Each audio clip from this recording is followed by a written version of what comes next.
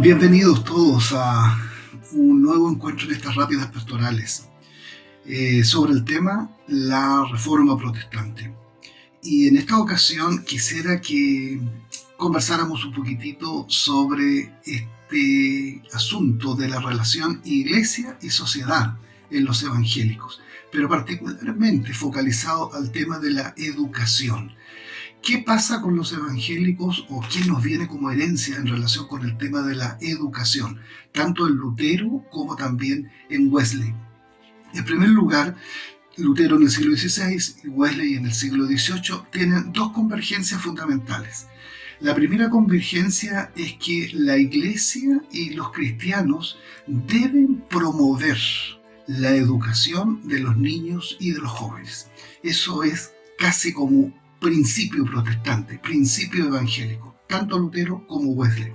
Y en segundo lugar, en el tema de la educación, otra convergencia que tenemos es que se concibe y se comprende de que la fe no es incompatible con el mundo de la cultura, con la civilidad. No son cosas opuestas, sino que la fe debe hacerse presente en el mundo social. Vamos por parte. En cuanto a Lutero, me quiero referir especialmente a un tratado que es pequeñito, pero que sin embargo es muy importante para comprender cuál era la postura de él en relación con el tema de la educación. Él escribe un tratado que se llama A los magistrados de todas las ciudades alemanas para que construyan y mantengan escuelas cristianas. Esto lo hace él en el año 1523. Lutero acá tiene una pésima evaluación de lo que había sido la educación hasta ese momento. Estamos hablando del siglo XVI. Estaba casi terminando la época escolástica. Y para ese tiempo una parte de la educación de los niños y de los jóvenes estaba concentrada en los conventos y los monasterios. ¿Ya? Muchos terminaban siendo monjes, siendo curas o siendo monjas. Sin embargo, otros ocupaban tal vez un alero, una parte de esos edificios y allí se hacía escuela. Sin embargo, Lutero tiene un pésimo concepto de lo que pasaba allí. Incluso llega a decir que eran establos de asnos y escuelas del diablo. Parece que Lutero deja ver, y bastante, que esos lugares allí eran lugares en donde no se hacían cosas tan santas, y por lo tanto tiene la pésima opinión de esos espacios. Y es por eso que él, nótese, a los magistrados y a los regidores, en el fondo al mundo político, él le pide que tienen que hacer escuelas, Lo pide principalmente por tres factores. El primero es que los niños y los jóvenes necesitan aprender del Evangelio. Y para esto él coloca una exigencia de entrada que era propia de aquel tiempo. Es que debía reforzarse el estudio de las lenguas clásicas, especialmente el hebreo, el griego y el latín. Él tenía el firme convencimiento de que una base de lo que los niños y jóvenes aprendieran del Evangelio estaba en la raíz de las lenguas originales en las cuales la Sagrada Escritura se había redactado. En segundo lugar, él concibe de que esos espacios que se tienen que recuperar y que se tienen que hacer con otro foco, naturalmente ahora, son espacios en donde se tiene que preparar a otros maestros. Él concibe de que allí debe haber, ¿no es cierto?, un movimiento, un círculo virtuoso. En la medida en que hay escuelas, también van a surgir vocaciones de otros maestros.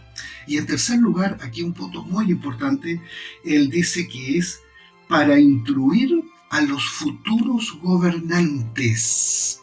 Él tiene una cita aquí y que la tomo textual. Dice, sabemos o debemos saber lo útil, necesario y agradable que a Dios resulta que un príncipe, un señor, un magistrado o el que tenga que gobernar esté instruido y preparado para ejercer ese quehacer de forma cristiana.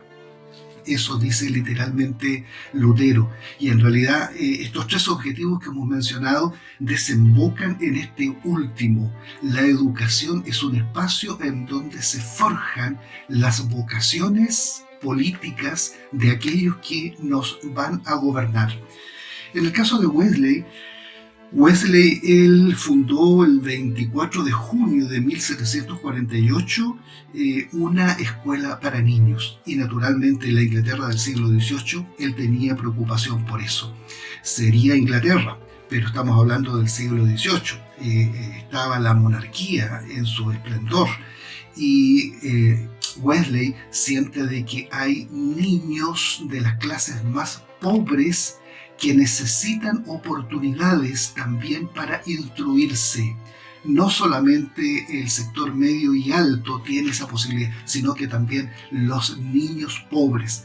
Ojo que allí el metodismo primitivo, cuando comienza haciendo escuelas o proyectos educativos, lo hace para los pobres. Ellos necesitan la educación. Sin embargo, quiero tomar el concepto que tenía Wesley de el ser humano como imagen de Dios. Wesley comprende de que todos nosotros hemos sido creados a imagen y semejanza de Dios. Y Wesley dice que el ser humano tiene una dimensión natural en esa imagen, tiene una dimensión moral en esa imagen y tiene una dimensión política. La imagen natural es la capacidad de poder pensar, de poder razonar. La imagen moral es la capacidad de que se pueda distinguir entre el bien y el mal.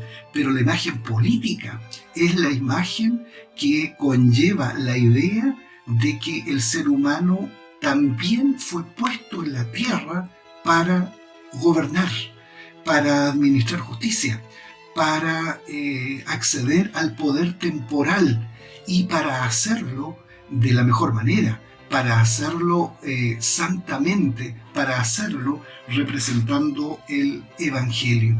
Por lo tanto, el postulado de Lutero en el siglo XVI es absolutamente complementario con la idea que tiene Wesley en el siglo XVIII. Una diferencia estratégica que para algunos no es menor.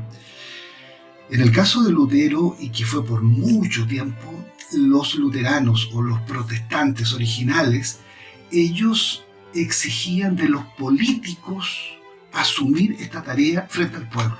¿Ya? No la iglesia como tal. A la iglesia lo que le correspondía era reclamarle a los políticos que se preocuparan de educar a la gente.